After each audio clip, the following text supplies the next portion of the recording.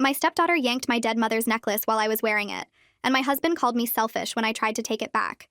So I ruined her 18th birthday and revealed her as a thief in front of everyone. My stepdaughter Bailey had this habit of taking whatever she wanted from me while her father watched and did nothing. She'd walk into our bedroom and grab my jewelry to wear to school. When I'd object, my husband Todd would say, "She's just borrowing it. Don't be so possessive." She never returned anything. My grandmother's earrings disappeared into her room. My wedding bracelet from my first marriage ended up broken in her backpack. Each time Todd would say, "Teenagers lose things. You're making her feel unwelcome in her own home by getting upset." The worst part was how she'd do it. Bailey would wait until I was wearing something, then walk up and take it right off my body. She'd unhook bracelets while I was cooking, pull rings off my fingers while I was typing, snatch earrings out while I was on phone calls. "I need this for my outfit," she'd say, already walking away. Todd called it sharing. "You're the adult. She's just a kid who wants to feel pretty." Bailey was 17 and had more jewelry than a store because she'd taken all of mine. The one thing I kept hidden was my mother's necklace. Mom died when I was 12, and this gold locket with her picture inside was all I had left. I only wore it on special occasions and kept it locked in a safe the rest of the time. Bailey had asked about it once and I'd explained it was off limits. "That's not fair," she'd whine to Todd. "Why does she get to have special things I can't touch?" Todd had tried to convince me to let her wear it just once, but I'd refused. "That necklace goes to my daughter Amy when she's older. It's not Bailey's to borrow." Bailey had stormed off calling me selfish and mean. On my mother's birthday, I wore the necklace to visit her grave. It was the 10th anniversary of her death, and I'd spent the morning crying at the cemetery. When I came home emotionally drained, Bailey was waiting in the living room. She walked straight up to me and grabbed the necklace. Not gently. She yanked it hard enough that the chain cut into my neck before snapping. "I have seen your pictures tomorrow and I need something nice," she announced. I lunged for it, but Todd stepped between us. "Let her use it for the pictures. Your mom would want to be part of family memories." I was screaming about how that necklace was sacred, how Bailey had no right, how this was too far. Todd just held me back while Bailey walked to her room spinning my mother's locket like a toy. "You're being hysterical over jewelry," Todd said. "It's just a necklace. She'll give it back after the pictures." Bailey didn't give it back. She wore it every day, telling people her grandmother gave it to her. She'd open it and show Mom's picture, claiming it was Todd's mother who was very much alive. When I demanded it back, she'd cry to Todd about how I was trying to steal her grandmother's gift. Todd knew she was lying but said, "Just let her have it. Buy yourself a new necklace. I'll pay for it." He didn't understand that money couldn't replace my dead mother's locket. Bailey started taunting me with it. She'd swing it in my face during arguments. She'd leave it in places where I'd find it, then snatch it away when I reached for it. She'd tell Amy, my 10-year-old daughter, that Grandma loved her more, which is why she got the special necklace. Amy would cry, and I couldn't comfort her because it was supposed to be hers one day. I tried taking it while Bailey slept, but Todd had installed a lock on her door after I'd tried to retrieve my other jewelry. I tried asking her nicely, but she'd laugh and say possession is ownership. I tried involving Todd's parents, but they said I should be happy Bailey wanted to bond with my family heritage. Then came Bailey's 18th birthday party. Big celebration at a fancy restaurant with all her friends and Todd's entire family. Bailey wore my mother's necklace with a low-cut dress, making sure everyone could see it. She kept telling the story about her beloved grandmother who'd passed down this precious heirloom. That's when my Aunt Ruth walked in. I hadn't seen her in years, but Amy had secretly called her using my phone. Ruth was my mother's sister and had given Mom that necklace for her wedding. She recognized it immediately. Ruth walked straight to Bailey and said loudly, "Why are you wearing my sister's necklace? The one I gave her in 1985 with her wedding photo inside?" Bailey tried to stick to her lie. "This is from my grandmother. My dad's mom gave it to me." Ruth pulled out her phone and showed everyone the receipt she'd kept for sentimental reasons. The jewelry store record with the locket's serial number. The original photo of my mother wearing it at her wedding. "This necklace belongs to my niece and will go to Amy. You're a thief." I stood in the restaurant bathroom staring at my reflection while the party continued outside, my hands shaking as I processed what just happened. Ruth's voice still echoed in my head calling Bailey a thief in front of everyone, and I felt vindicated but also completely drained. Bailey's face when the truth came out was a mix of shock and rage that I would never forget. The fluorescent lights made my skin look pale and my eyes were red from the tears I'd been holding back for months. I gripped the edge of the sink and took 3 deep breaths, trying to steady myself before walking back out there. My neck still had a faint red mark from where Bailey had yanked the chain hard enough to break it. I touched the spot gently and felt a surge of anger mixed with relief that this nightmare was finally ending. The bathroom door opened and a woman I didn't know walked in, gave me a curious look, then quickly left. I couldn't hide in here forever, even though part of me wanted to. When I walked back to the table, Bailey had locked herself in the restaurant bathroom crying, while Todd tried to calm his relatives who were demanding explanations. Ruth sat calmly drinking her wine. The receipt and old photos still spread on the table as evidence. The restaurant manager hovered nearby, looking uncomfortable about the family drama unfolding in his establishment. Todd's face was bright red, and he kept running his hands through his hair the way he did when stressed. His cousin kept asking what was going on, and Todd just kept saying there was a misunderstanding. But Ruth's evidence sat right there on the table where everyone could see it. The jewelry store receipt with the serial number, the photo of my mother wearing the necklace at her wedding in 1985, the close-up shots Ruth had taken with her phone showing the inscription inside the locket. There was no misunderstanding, and everyone at that table knew it. Bailey's friends were whispering to each other, and some were already getting up to leave. The birthday cake sat untouched in the middle of the table with 18 candles that had burned down to nothing. Todd's parents cornered me near the entrance, demanding to know why I set up their granddaughter on her special day. Rita's face was red with anger as she insisted there must be some mistake, that Bailey would never steal. I was too tired to argue, so I just pointed at Ruth's evidence and walked away to find Amy, who was hiding under the dessert table. Rita followed me for a few steps, still talking, but I ignored her completely. I could hear Todd's father saying something about family loyalty, and how I should have handled this privately. The whole restaurant was staring at us now, and the manager kept checking his watch like he was counting down until we left. I bent down and looked under the white tablecloth where Amy was curled up with her knees to her chest. Her face was streaked with tears, and she reached for me immediately. I crawled under there with her, not caring what anyone thought, and held her tight while she cried into my shoulder. She whispered that she was sorry for calling Ruth without asking me first. I told her she had nothing to be sorry for, that she did exactly the right thing. Amy wrapped her arms around me and whispered that she was scared about what happens next. I promised her that the necklace was coming back to our family where it belongs, but I could see the worry in her eyes about Bailey and Todd. We left the restaurant together while Todd stayed behind trying to manage his furious daughter and confused relatives. I held Amy's hand as we walked through the parking lot, and she kept looking back at the restaurant like she expected someone to chase us. The night air felt cold after being inside, and Amy shivered even though it wasn't that cold out.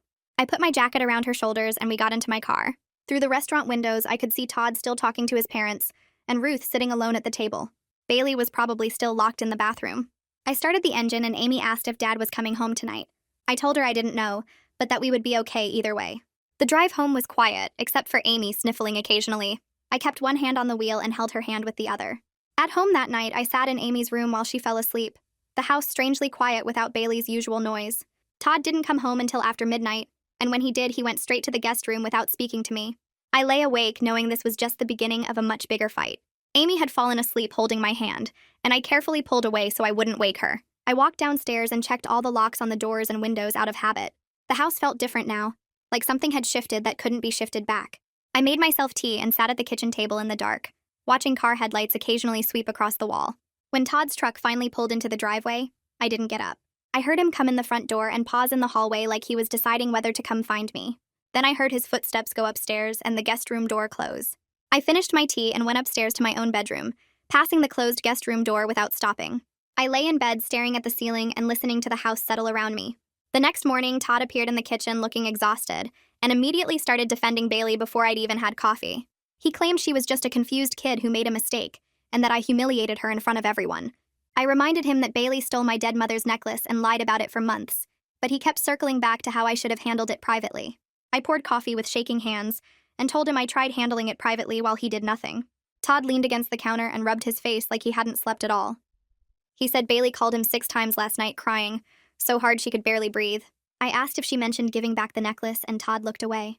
He started talking about how Bailey was embarrassed in front of all her friends and how this would follow her forever. I slammed my coffee mug down hard enough that some spilled and told him that stealing from me would follow her forever because actions have consequences. Todd flinched and said I was being cruel. I laughed without any humor and asked how I was the cruel one when his daughter stole my dead mother's necklace. I told Todd that I tried handling it privately for months while he did nothing, and that Ruth showing up was Amy's doing because our daughter was tired of watching her inheritance get stolen. Todd looked shocked that Amy was involved and tried to blame me for putting ideas in her head. The argument got louder until I was yelling about years of enabling and he was yelling about me being cruel to his daughter. I told him Amy called Ruth herself because she was tired of watching Bailey wear the necklace that was supposed to be hers someday. Todd's face went pale and he asked what I meant. I explained that Amy had been watching Bailey taunt me with that necklace for months, and finally took matters into her own hands. Todd tried to say that Amy was too young to understand what she was doing, but I cut him off. Amy understood perfectly that Bailey was a thief, and that her father wouldn't do anything about it. Todd started pacing back and forth in the kitchen, running his hands through his hair over and over. He said this was all getting out of hand and we needed to calm down and think rationally. I asked him what part of his daughter stealing from me required calm, rational thought. Todd stopped pacing and admitted that Bailey still had the necklace and refused to give it back, claiming it was hers now since she'd worn it for months. My vision went red with rage as I informed him that's not how theft works. He suggested we let her keep it a few more days until she calmed down, and I realized he still didn't understand the problem at all. I told him I wanted the necklace back today, right now, this minute. Todd said Bailey wasn't even here. She'd stayed at his parents' house last night. I asked if he was serious right now, if he really thought I would wait even one more day to get my mother's necklace back. Todd tried to explain that Bailey was too upset to deal with this today and needed time to process. I grabbed my phone and told him I was calling Ruth back because clearly he still didn't get it. Todd asked what Ruth had to do with anything, and I told him she had everything to do with it since she was the only person who seemed to understand that theft is theft. I called Ruth and asked her to come back over because I needed backup dealing with Todd's continued denial. She arrived within an hour with copies of all the documentation and sat Todd down for a conversation that felt more like a legal deposition. Ruth laid out the papers on the dining room table in neat rows and started explaining property law to Todd like he was a child. She showed him the receipt again with the serial number that matched the necklace. She showed him the photos of my mother wearing it at her wedding. She showed him the inscription inside that said my mother's name and wedding date. Todd kept trying to interrupt, but Ruth held up her hand and kept talking. She explained family heirlooms and the difference between borrowing and stealing while Todd squirmed uncomfortably in his chair. Ruth told him that Bailey had no legal claim to the necklace and that keeping it was theft regardless of how long she'd worn it. Todd tried to say that Bailey thought it was a gift, but Ruth pulled out her phone and played a recording. Amy had recorded Bailey taunting me about the necklace weeks ago, saying she knew it wasn't hers, but she was keeping it anyway. Todd's face went white as he listened to his daughter's voice bragging about stealing from me. Bailey emerged from her room around noon, eyes red from crying, and immediately started yelling at me for ruining her life. She claimed all her friends were laughing at her, and that I was a terrible stepmother who never wanted her to have nice things. I stayed calm and simply held out my hand for the necklace, but she clutched it to her chest and ran back to her room. I heard her door slam, and then the sound of something heavy being pushed against it. Todd started to go after her, but Ruth blocked his path and told him to let me handle this. I walked upstairs slowly and stood outside Bailey's door. I could hear her crying inside, and part of me felt bad, but mostly I just felt tired. I knocked and told her I wasn't leaving until I got the necklace back. Bailey screamed that it was hers and I had no right to it. I reminded her through the door that Ruth had proof it belonged to my mother and now belonged to me. Bailey yelled that possession was 9/10 of the law and she'd had it for months. I told her that didn't apply to stolen property, and she knew it. I stayed outside Bailey's door listening to the muffled voices inside. Todd's voice was low and soothing, the same tone he used when Bailey was little and had nightmares. I could hear Bailey crying and saying things I couldn't make out. An hour passed while I stood in the hallway getting more angry with each minute. When Todd finally came out, he closed the door carefully behind him like he was leaving a sick person who needed rest. He looked at me with tired eyes and said Bailey was too upset to deal with this right now. She needed time to process what happened at the party. I stared at him in disbelief and asked if he was serious right now. He tried to explain that forcing her to give back the necklace immediately would only make things worse. I told him I was calling a locksmith to remove her door lock since she was using it to hold stolen property.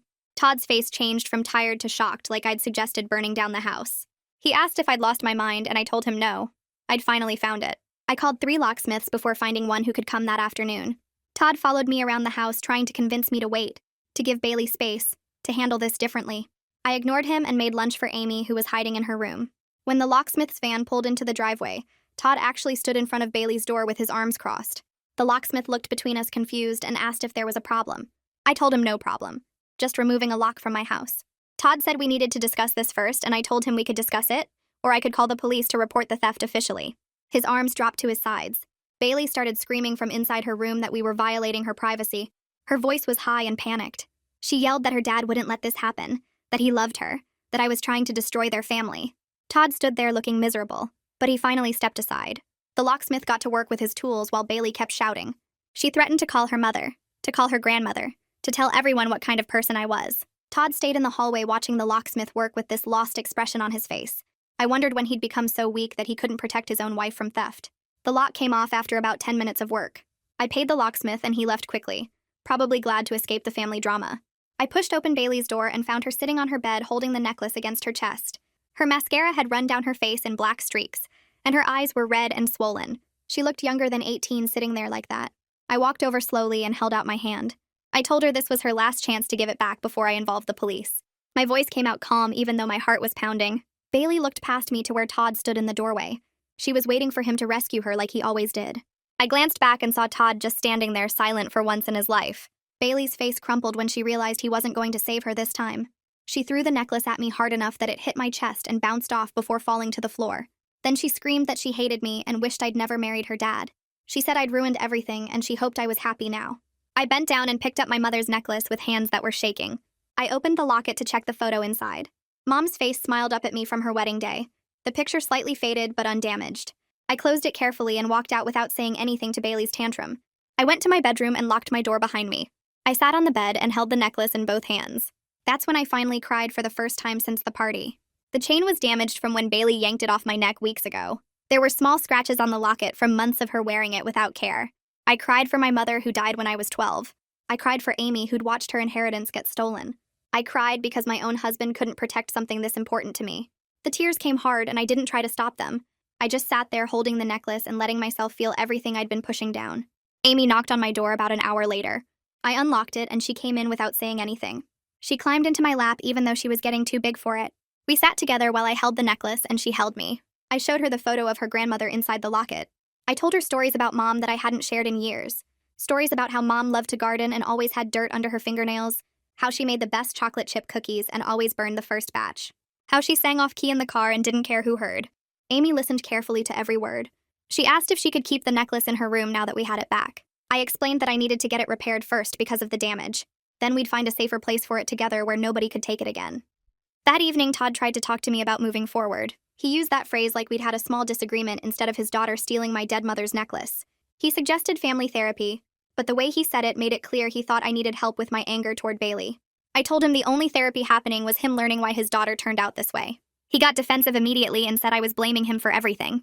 I asked him who else I should blame since he'd enabled Bailey's behavior for years. He said teenagers make mistakes, and I said stealing isn't a mistake. It's a choice. We went back and forth until I was too tired to argue anymore. I told him to sleep in the guest room and he left without fighting about it. Bailey stayed in her room for 2 days straight. She only came out when Todd brought her food on a tray like she was sick. I heard them talking through her door when I walked past.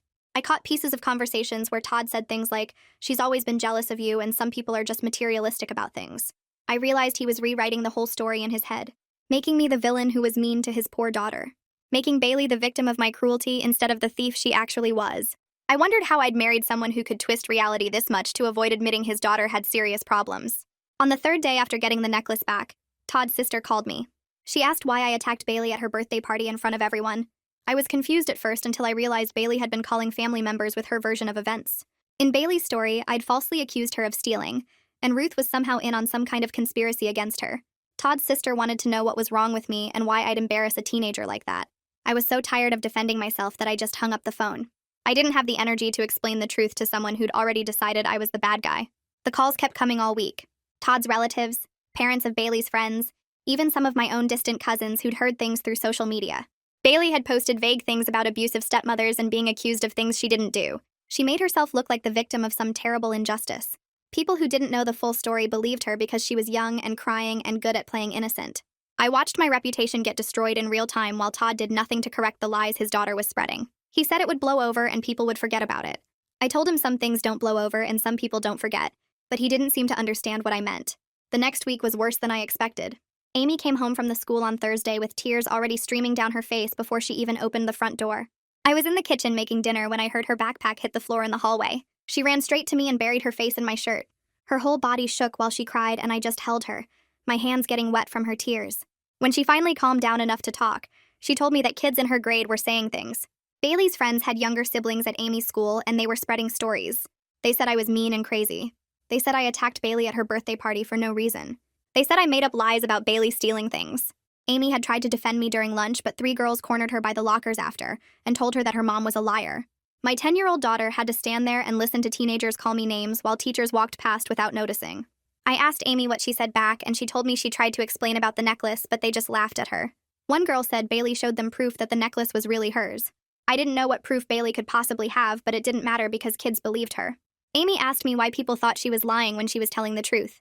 I didn't have a good answer for that. Todd came home an hour later and I told him what happened at Amy's school. He sighed like I was bothering him with something small. He said kids say mean things sometimes and it would blow over. I stared at him standing there in his work clothes, acting like this was normal. I told him that his daughter's lies were hurting my daughter at the school, and he needed to do something about it. Todd said he would talk to Bailey, but I could tell from his voice that he wouldn't actually do anything. He asked what I wanted him to do, and I said make Bailey tell the truth. Todd said Bailey was going through a hard time after being embarrassed at her party. I reminded him that she was embarrassed because she got caught stealing my dead mother's necklace. He didn't have an answer for that, so he just walked away to change his clothes. That night, I lay in bed thinking about how alone I felt in this marriage. Todd was supposed to be my partner, but every time I needed him to stand up for Amy and me, he protected Bailey instead. I realized that I was completely on my own when it came to keeping my daughter safe from his daughter's cruelty. The next morning, I called Georgia while Amy was at the school. Georgia was my best friend from college, and we'd stayed close even though she lived 2 hours away now. I asked if Amy and I could come visit for the weekend, and she immediately said yes without asking why. I packed bags for both of us that afternoon, and when Amy got home from the school, I told her we were going on a trip. Her face lit up for the first time all week. We left Friday evening and drove to Georgia's house while Todd was still at work. I texted him that we needed space and would be back Sunday night. He called 3 times, but I didn't answer. Georgia lived in a small house with a guest room that had 2 twin beds. Amy fell asleep early that night, exhausted from the week. Georgia and I stayed up late drinking wine on her back porch while I told her everything. I explained about Bailey's years of stealing my jewelry, about the necklace, about the birthday party, about Todd never standing up for me, about the lies Bailey was spreading now. Georgia listened without interrupting, and when I finished, she was quiet for a long time. Then she said something I'd been afraid to admit to myself. She told me that Todd had never really been on my team. She said I'd been making excuses for him for years, but the truth was that he chose Bailey over me every single time. She asked me why I was staying in a marriage where my husband didn't protect me or my daughter. I started crying because hearing someone else say it out loud made it real. I told Georgia I didn't know what to do, and she said I needed to decide if this marriage was worth fighting for or if it was time to walk away. That weekend at Georgia's house felt like a refuge. Amy played in the backyard and smiled more than she had in weeks. Georgia took us to the park and out for ice cream. We watched movies and stayed up late talking. For 2 days, I didn't have to deal with Bailey's manipulation or Todd's enabling. I could think clearly for the first time in months. On Sunday afternoon, my phone rang and it was Todd. I almost didn't answer, but Amy was watching me, so I picked up. Todd sounded embarrassed when he spoke. He said Bailey had a few friends over Saturday night and things got a little loud. The neighbors complained about the noise around midnight. I asked him what he meant by a few friends, and he admitted it was more like 20 people. I felt my stomach drop. I asked if he punished Bailey, and there was a long silence. Then Todd said he talked to her about being respectful of the neighbors. I knew that meant he did absolutely nothing. He said there was some minor damage to the living room, but he'd already cleaned most of it up. I told him we'd be home that evening and hung up before I said something I'd regret in front of Amy. Georgia looked at me and shook her head. She told me I deserved better than this, and I knew she was right, but leaving felt impossible. Amy and I drove home Sunday night, and I dreaded walking through that front door. When we got there around 8, the house looked normal from outside. Inside was a different story. The living room had a dark stain on the carpet near the couch that looked like spilled alcohol. Someone had broken the glass on a picture frame that held a photo of Amy and me. The frame sat on the side table with cracks spreading across our faces. I walked to the kitchen and found the recycling bin full of beer bottles. I counted 15 bottles, and Bailey was only 18. Todd appeared in the doorway looking guilty. He said he was sorry about the mess and that he'd tried to clean everything. I pointed at the beer bottles and asked him if he realized his daughter threw an underage drinking party in our house. Todd said all kids experiment with alcohol and I needed to pick my battles. I told him this wasn't about picking battles. This was about Bailey breaking the law and destroying our home. He said the damage wasn't that bad and he'd pay to replace the frame. I asked him again if he punished Bailey, and he avoided my eyes. He said Bailey promised it wouldn't happen again, and that should be enough. I realized right then that nothing would ever be enough to make Todd actually parent his daughter. Monday morning, I started calling jewelry repair shops. The first 2 places I called said they couldn't help me because the necklace was too old. The third place said they could do it, but I needed to bring it in for an estimate. I drove there during my lunch break and showed the jeweler my mother's locket. He examined it carefully with a small magnifying glass. He showed me where the chain was completely broken and would need to be replaced entirely. Then he pointed out damage to the locket's hinge from rough handling. The hinge was bent and wouldn't close properly anymore. He said fixing everything would cost $300 and take about 2 weeks. I stood there looking at my mother's damaged necklace and felt rage building in my chest. Bailey had treated this precious family heirloom like a cheap toy from a mall store. She'd yanked it hard enough to break the chain and handled it so carelessly that she bent the hinge. $300 to fix the damage she caused, and 2 weeks without having it safe in my possession. I paid the deposit and left the necklace with the jeweler feeling sick to my stomach. That evening, I found Todd in the living room watching television. I sat down next to him and told him we needed to have a serious conversation about consequences for Bailey. He immediately tensed up, and I could see him getting defensive before I even finished talking. I listed everything Bailey had done, starting with stealing the necklace, then lying about it for months, then spreading lies about me after getting caught, and now throwing an underage drinking party. Todd interrupted me to say that Bailey was going through something difficult after being publicly humiliated. I felt my patience snap. I told him Bailey was publicly exposed for actual theft, not falsely accused of something she didn't do. There was a huge difference between being humiliated for no reason and facing consequences for your actions. Todd didn't seem to understand the difference at all. He kept talking about how embarrassed Bailey felt and how hard this was for her. I pointed out that it was also hard for Amy, who was bullied at the school because of Bailey's lies. Todd said that would pass once people forgot about the party incident. I told him people don't just forget when someone gets caught stealing. He suggested that maybe I was making things worse by not letting it go. I stared at him, wondering how he could possibly think I was the problem here. Todd then said something that made me realize he wanted to avoid dealing with this entirely. He suggested that maybe Bailey should move in with her mother for a while until things calmed down. I asked him what he meant by things calming down, and he said until everyone stopped being so upset. I told him I was fine with Bailey moving out, but she needed to apologize to Amy and me first. She also needed to publicly correct the lies she'd been spreading about me. Todd immediately said I was asking too much. He claimed Bailey wasn't ready to apologize yet, and I needed to be patient. I asked him how long I was supposed to wait for an apology, and he didn't have an answer. I told him that if Bailey moved to her mother's house without apologizing, then she wasn't coming back until she did. Todd looked uncomfortable but didn't argue. The next morning, after Todd left for work and Amy went to the school, I went into Bailey's room. The lock was still off the door from when I'd had it removed to get the necklace back. I decided to do a full inventory of my jewelry since I finally had access to her space without barriers. I started searching through her dresser drawers and jewelry box. In the top drawer under some scarves, I found my grandmother's pearl earrings. These were the earrings that had disappeared 2 years ago. Bailey claimed she'd never seen them, but here they were mixed in with her cheap costume jewelry.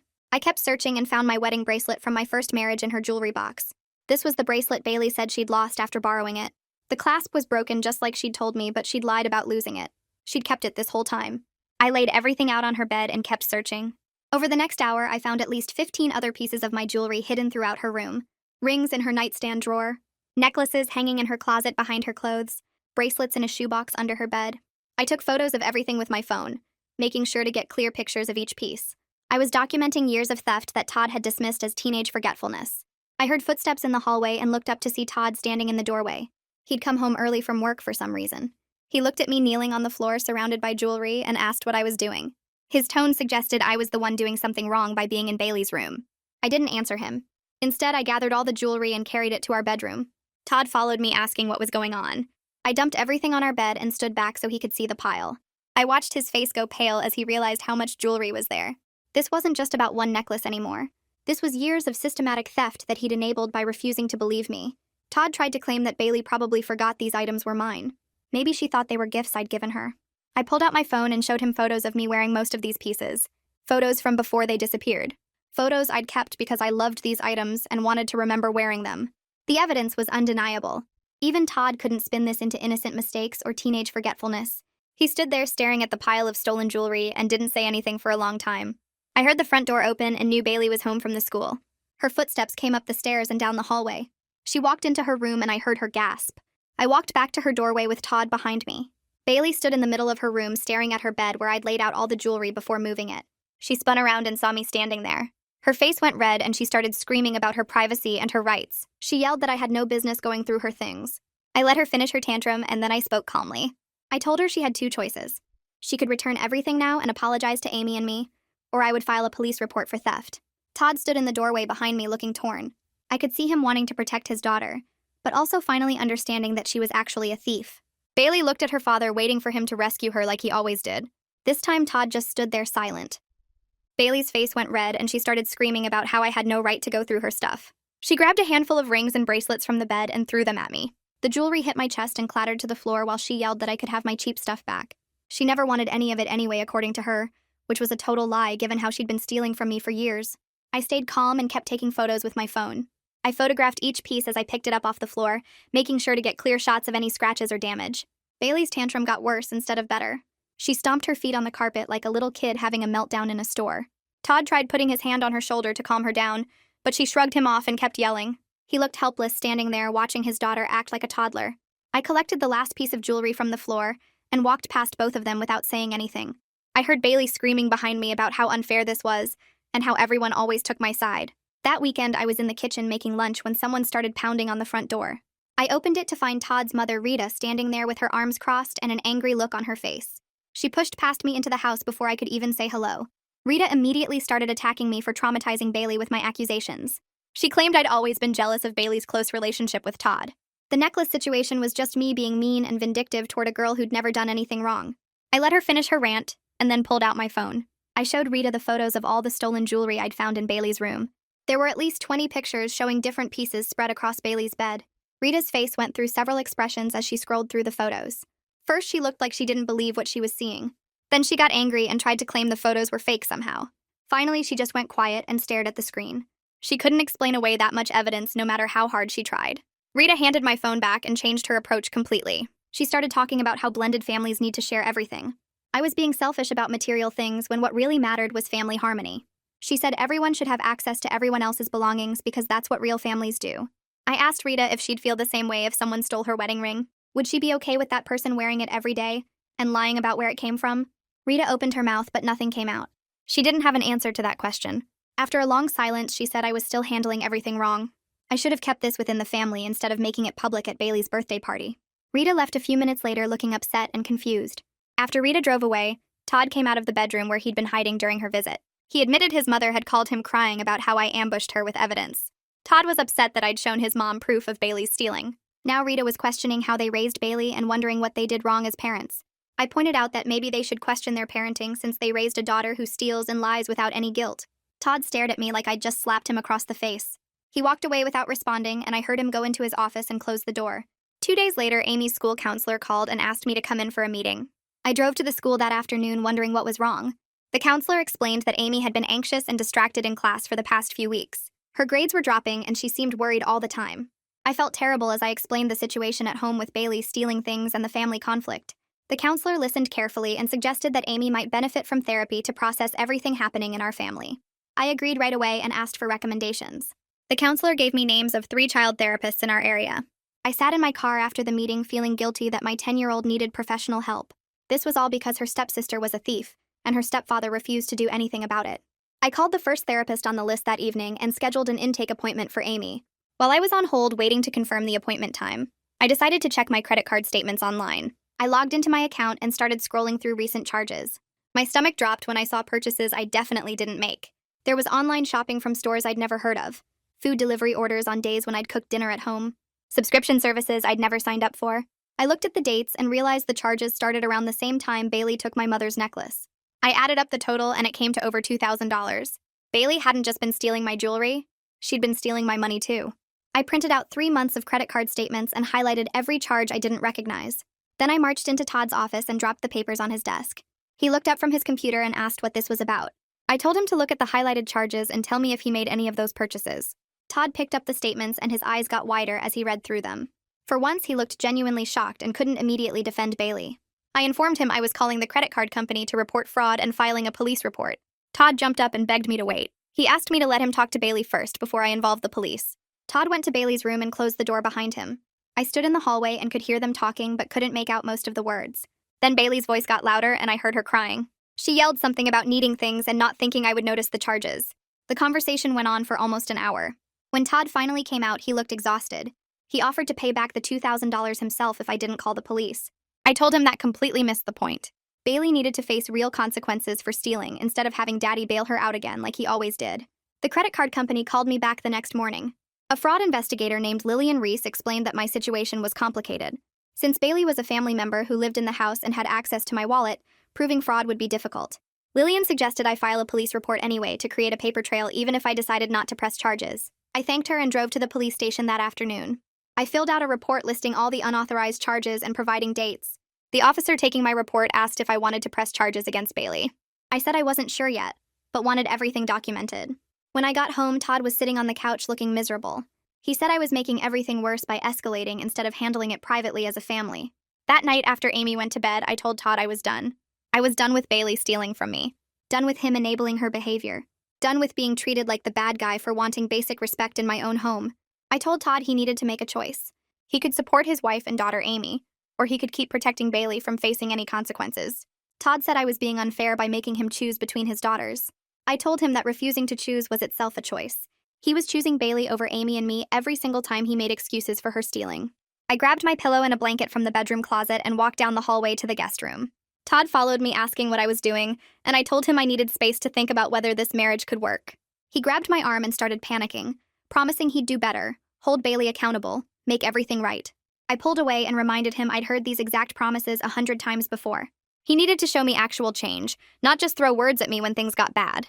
I closed the guest room door and locked it, then sat on the bed staring at the wall. Amy knocked softly 20 minutes later and asked if she could come in. I opened the door and she stood there in her pajamas looking scared. She asked if we were getting divorced and I told her honestly that I didn't know yet. She started crying and I pulled her into a hug, promising that no matter what happened between Todd and me, she would always be safe and loved. We sat together on the guest bed until she fell asleep and I carried her back to her own room. The next morning, Bailey was waiting in the kitchen when I came down for coffee. She asked if we could talk and I nodded. pouring myself a cup while she fidgeted with her phone. She said she heard I was thinking about divorce and that she wanted to fix things between us. I watched her face and could tell this wasn't about genuine remorse. She was worried about her dad's marriage ending, not about the harm she'd caused. Bailey launched into an apology that included the words "but," and I didn't mean to, at least 5 times. She said she was sorry for taking the necklace, but I should have been more willing to share. And sorry for the credit card charges, but she really needed those things. And sorry for lying, but she felt like I never gave her a chance. I set my coffee down and told her I don't accept apologies that come with justifications and excuses. A real apology takes full responsibility without trying to shift blame back onto the victim. Bailey's face turned red and she yelled that I was impossible to please, that nothing she did would ever be good enough for me. She stormed out of the kitchen and slammed her bedroom door hard enough to rattle the walls. Todd appeared in the doorway looking exhausted. He sat down at the kitchen table and put his head in his hands. I drank my coffee and waited for him to speak. Finally, he looked up and said, Bailey needed to move to her mother's house for a while. I almost dropped my mug because I never expected him to actually follow through on consequences. Todd went upstairs and I heard him knock on Bailey's door, then their voices rising as they argued. Bailey screamed that he was choosing me over her, that he was abandoning his own daughter. I stood at the bottom of the stairs listening to Todd actually stand firm for once. He told her that her behavior had consequences, and living with her mom temporarily was one of them. Bailey cried and begged, but Todd didn't cave. He came back downstairs looking sad but determined, and I felt cautiously hopeful that maybe he was finally getting it. Bailey spent the next few days making everyone miserable with her crying and dramatic declarations about being unwanted. She called her friends and told them her evil stepmother was kicking her out. She posted vague things on social media about family betrayal. Todd stayed firm despite the guilt trips, and I watched him struggle with it, but not back down. That Saturday morning, Kathleen pulled up in her car, and Bailey dragged her suitcases down the stairs with maximum drama. She announced to anyone listening that we were abandoning her, and she'd never forgive us. Kathleen came to the door and gave me a cold look like this whole situation was somehow my fault, even though her daughter had been stealing from me for years. Bailey hugged Todd and cried into his shoulder, then got in her mom's car without looking at me. They drove away, and the house immediately felt lighter. Amy came out of her room where she'd been hiding and actually smiled for the first time in days. Todd looked sad watching them leave, but also relieved, which told me he knew deep down how bad things had gotten. With Bailey gone, Todd and I started having real conversations instead of just fighting. We sat in the living room that first evening after Amy went to bed, and Todd admitted things I'd been waiting years to hear. He said he'd always felt guilty about his divorce from Kathleen and overcompensated by never saying no to Bailey. He thought if he gave her everything she wanted, she wouldn't feel the pain of her parents splitting up. I told him that his guilt had turned his daughter into someone who believed she was entitled to everything, including other people's most precious belongings. Todd nodded and didn't argue or make excuses this time. He said he could see now how his enabling had hurt Bailey's development and damaged our marriage. We talked until midnight about boundaries and parenting and what it would take to rebuild trust between us. Tuesday afternoon, I drove to the jewelry store to pick up my mother's necklace. The jeweler brought it out in a small velvet box, and when I opened it, the locket looked beautiful with its new chain and repaired hinge. The gold gleamed under the store lights, and I could see where they'd carefully fixed the damage Bailey had caused. I paid the $300 and drove home holding the box carefully on the passenger seat. Amy was doing homework at the kitchen table when I got back, and I called her over to show her the necklace. Her eyes went wide when she saw it looking perfect again. We decided together to keep it in the new safe I'd bought, the one only I had the combination to. Amy asked if she could look at it sometimes, and I told her whenever she wanted, because it was going to be hers one day, just like her grandmother intended. We put the necklace in the safe together, and Amy hugged me tight. That weekend, Todd suggested we try marriage counseling. I agreed, but told him it was only happening if he also did individual therapy to work on his enabling patterns. He started to resist, saying he didn't need a therapist to tell him how to parent his own daughter. I made it clear that counseling was completely required if he wanted any chance of saving our marriage. Todd thought about it for a long time, then finally agreed. We found a counselor who had availability and scheduled our first appointment for the next week. I also made Todd promise to find an individual therapist within 2 weeks, and he said he would. I wanted to believe him, but decided to wait and see if he actually followed through this time. Todd started his individual therapy sessions 3 weeks later. At first, he came home from appointments looking defensive and annoyed, complaining that the therapist didn't understand his situation. But gradually, something shifted.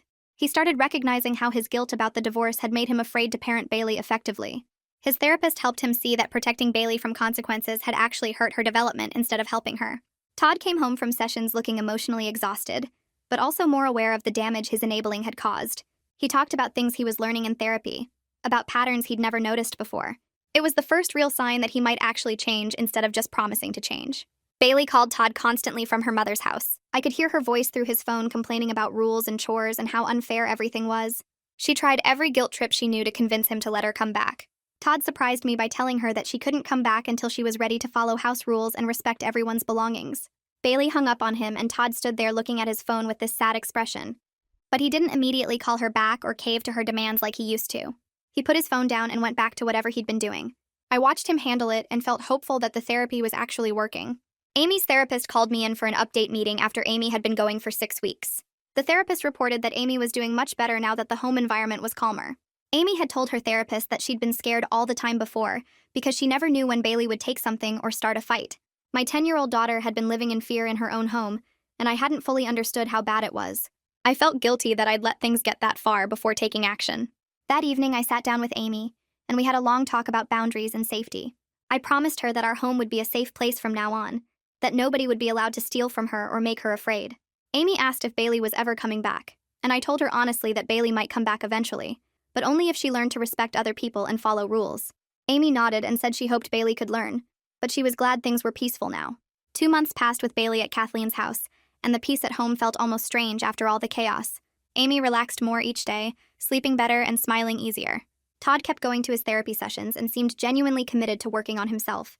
We were settling into a routine that actually felt healthy when my phone rang one Tuesday evening. Kathleen's name flashed on the screen and I handed it to Todd, figuring she wanted to talk about Bailey. He answered and walked into the kitchen while I helped Amy with her homework.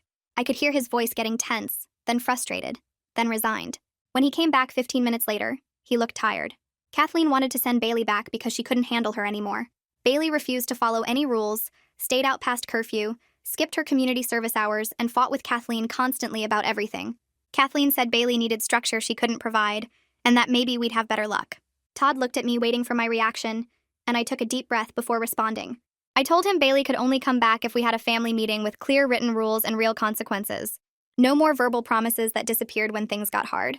Todd agreed immediately, which surprised me, and we started looking for a family therapist who specialized in blended families. We found Winston Crawford, who had good reviews and experience with situations like ours. His office could fit us in 2 weeks out, so we scheduled the appointment, and Todd called Kathleen back to tell her the plan. Bailey wasn't happy about having to wait or attend a mediated session, but Kathleen told her those were the terms. The day of the family meeting arrived, and we drove to Winston's office in separate cars since Kathleen was bringing Bailey directly from her house. The office was in a small building near the mall, decorated in calming blues and grays that probably cost a fortune. Winston met us in the waiting room, a man in his 50s with gray hair and kind eyes that still looked sharp and observant. He shook hands with everyone and led us to a large conference room with a round table instead of the usual therapy couch setup. Bailey slouched in her chair with her arms crossed, already defensive before anyone said anything. Kathleen sat next to her looking exhausted, and Todd sat between me and them like he was trying to physically bridge the gap. Winston started by explaining how the session would work, and setting ground rules about respectful communication. Bailey rolled her eyes and muttered something under her breath. Winston heard it and immediately addressed her directly, asking her to speak up if she had something to say. Bailey looked startled that he called her out so quickly. She tried to play innocent, but Winston didn't let her deflect. He asked her point blank why she was here and what she thought needed to happen. Bailey launched into her victim story about how I hated her and made her life miserable and took away all her things. Winston listened without interrupting, then asked her specific questions about the necklace, the other jewelry, and the credit card charges. Bailey tried to cry and blame me for being mean, but Winston redirected her every time. He asked her to take accountability for her specific actions without bringing up anyone else's behavior. Bailey got frustrated and looked at Todd for rescue, but he stayed quiet. Winston spent 40 minutes just on getting Bailey to acknowledge what she actually did instead of why she felt justified doing it. It was exhausting to watch, but also satisfying to see someone finally not let her manipulate the narrative. By the end of the 2-hour session, Bailey managed something closer to a real apology. She admitted she took the necklace knowing it was wrong. She admitted she kept other jewelry that wasn't hers. She admitted she used my credit card without permission. Her voice shook and she cried, but this time it felt more genuine than her usual performance tears. She said she was sorry for hurting me and Amy, and sorry for lying to everyone about where the necklace came from. Winston asked her why she did those things, and Bailey struggled to answer at first. Eventually, she said she wanted to feel special and important, and taking my things made her feel like she mattered. It was twisted logic, but at least it was honest. Winston helped her understand that stealing doesn't actually fill emotional needs. It just creates more problems and pushes people away. Todd looked like he might cry listening to his daughter finally admit the truth. I felt a tiny bit of hope that maybe Bailey could actually change if she kept working with Winston. After the apology portion, Winston shifted to talking about what would need to happen if Bailey moved back home. He pulled out a notepad and started writing down requirements as we discussed them. Respecting other people's belongings and asking permission before touching anything. No locked doors anywhere in the house so we could do random room checks. Mandatory attendance at family therapy sessions every week. Repaying the credit card charges through actual work, not just Todd handing her money. Following house rules about curfew, chores, and schoolwork. Real consequences that would actually be enforced when rules got broken. Bailey complained that it sounded like prison and too strict for someone her age. Kathleen surprised me by backing us up completely. She told Bailey that she needed structure and accountability, and that these rules were reasonable for someone who'd proven she couldn't be trusted. Todd stayed firm too, nodding along and adding his own requirements about honesty and communication. I watched him actually parent his daughter for once and felt cautiously impressed. We spent another 30 minutes hammering out specific details and consequences. Winston typed everything up on his laptop right there in the session so we'd have a written contract before we left. Bailey signed it along with the rest of us, though she looked miserable doing it. Winston scheduled weekly family therapy sessions starting the following week, and told Bailey he expected her to do individual sessions with him too. She agreed without arguing, which showed she understood this was serious. 3 weeks later, Bailey moved back into our house with 2 suitcases and a much quieter attitude than when she'd left. The first few days felt awkward with everyone tiptoeing around each other and being overly polite. Bailey kept to herself mostly, going to her room after dinner and only coming out when necessary. She was sullen and resentful, but she followed the rules because Todd actually enforced consequences when she tested boundaries. The first time she missed curfew by 20 minutes, Todd took her car keys for 3 days like we'd agreed in the contract. Bailey cried and argued, but he didn't cave. I stayed out of most interactions with Bailey, focusing on protecting Amy and letting Todd rebuild his relationship with his daughter on healthier terms. Amy watched everything carefully, clearly waiting to see if the changes would last or if things would go back to how they were before. I promised her privately that I wouldn't let that happen, that the rules applied to everyone now. Our weekly family therapy sessions with Winston became the anchor that held everything together. The first few sessions were tense with lots of silence and uncomfortable moments, but Winston kept pushing us to communicate better. He taught us how to express feelings without attacking each other and how to listen without getting defensive. Bailey slowly started opening up about stuff she'd never said before. In one session about a month after she moved back, she admitted she felt jealous of Amy and my relationship. She said watching Amy get attention and affection from me made her feel left out and unimportant. She took my things because she wanted to feel special too, like she mattered as much as Amy did. It didn't excuse the theft, and I told her that directly, but it was the first time she'd been honest about her real motivations instead of just making excuses. Winston helped her understand that stealing things doesn't create real connection or make people love you. He worked with her on healthier ways to ask for attention and build relationships. Todd cried during that session, finally understanding how his guilt about the divorce had made him overcompensate in ways that hurt Bailey's development. I felt some sympathy for Bailey hearing her talk about feeling invisible, even though I was still angry about everything she'd done. 4 months after the birthday party explosion, Bailey knocked on my bedroom door one Saturday morning holding a cardboard box. She asked if she could come in and I said yes, curious what she wanted. She set the box on my bed and opened it to reveal jewelry I thought was gone forever. Pieces she'd hidden at Kathleen's house that hadn't been in her room when I did my inventory. My mother's pearl earrings that disappeared 3 years ago. A silver bracelet my first husband gave me for our anniversary. A ring that belonged to my grandmother. Bailey's hands shook as she showed me each item and explained where she'd hidden them. She apologized again, and this time her voice sounded more real, though I could tell saying sorry was still hard for her. She didn't make excuses or blame anyone else, just said she was sorry for taking things that weren't hers and for lying about it. I thanked her for returning everything and told her honestly that rebuilding trust would take a long time. She nodded and said she understood, then asked if there was anything she could do to help fix things between us. I told her that following through on her commitments and respecting boundaries was the best place to start. She nodded again and left without arguing or getting defensive, which felt like real progress. Todd kept going to his individual therapy sessions every week, and our marriage counseling every other week. I could see actual changes in how he handled Bailey now. He said no when she asked for things she hadn't earned. He followed through on consequences even when she cried or got angry. He stopped automatically taking her side against me in disagreements. Our relationship started improving slowly, as I began trusting him again to actually be my partner, instead of just Bailey's defender. We went on date nights and talked about things other than family drama. He apologized multiple times for how badly he'd handled everything before, and I could tell he genuinely meant it this time. Our marriage wasn't perfect, but it felt genuinely better than it had in years. The counselor helped us work through resentments and rebuild intimacy that had been destroyed by all the conflict. I stopped sleeping in the guest room and we started acting like an actual couple again, instead of just roommates managing a crisis. One evening, Amy came to me and asked if she could invite Bailey to her school play next month. I was surprised because Amy had been keeping her distance from Bailey since she moved back. I asked Amy if she was sure, and she said yes, that she wanted to try having a relationship with her stepsister if Bailey was really changing. I told Amy it was completely her choice and that I'd support whatever she decided. Amy called Bailey into the living room and invited her directly, which took courage I was proud of. Bailey's face lit up and she said she'd love to come, that she'd been wanting to do something nice for Amy but didn't know how to ask. The night of the play arrived, and Bailey showed up early with flowers for Amy. She sat with us in the audience and actually seemed engaged in the performance instead of being on her phone. When Amy came on stage, Bailey cheered loudly and took photos like a proud older sister. After the play ended, Bailey found Amy backstage and told her she did great. Amy beamed with pride and hugged Bailey, and I saw something shift between them. It was a small moment, but it showed that maybe they could have a real relationship someday if everyone kept doing the work. 6 months after everything exploded at Bailey's birthday party, I decided it was time to officially give Amy my mother's necklace. I'd gotten it repaired months ago, and it had been sitting in the safe waiting for the right moment. I called Ruth and invited her to come for the ceremony since she was the one who'd exposed the truth and started this whole journey toward healing. Ruth drove up that Saturday, and we gathered in the living room with Amy, Todd, and Bailey. I brought out the necklace in its original jewelry box and sat down with Amy on the couch.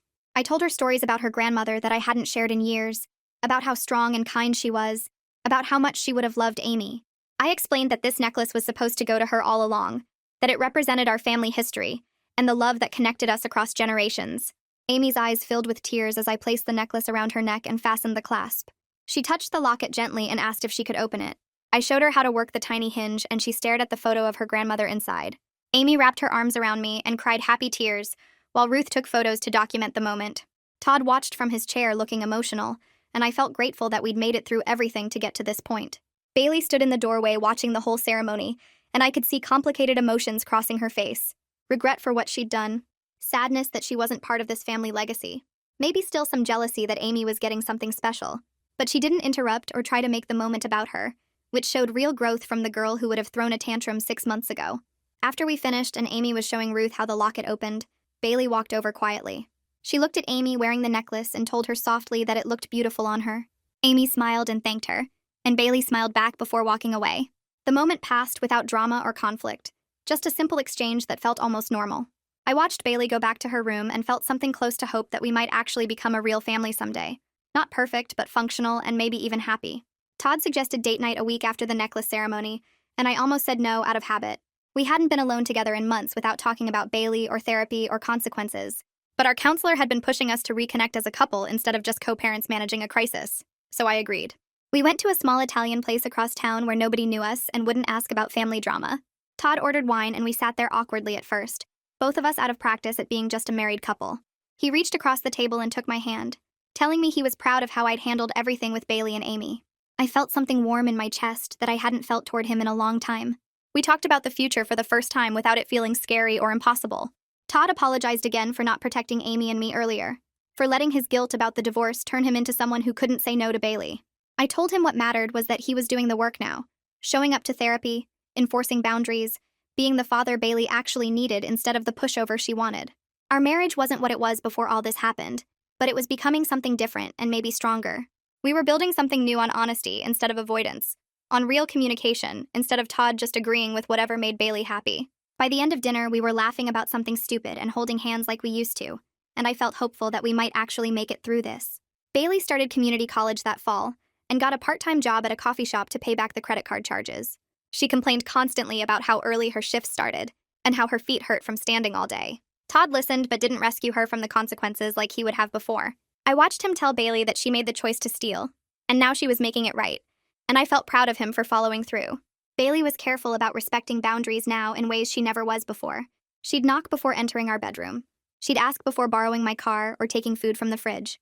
The change was slow, and sometimes she'd slip back into old entitled patterns, but then she'd catch herself and apologize.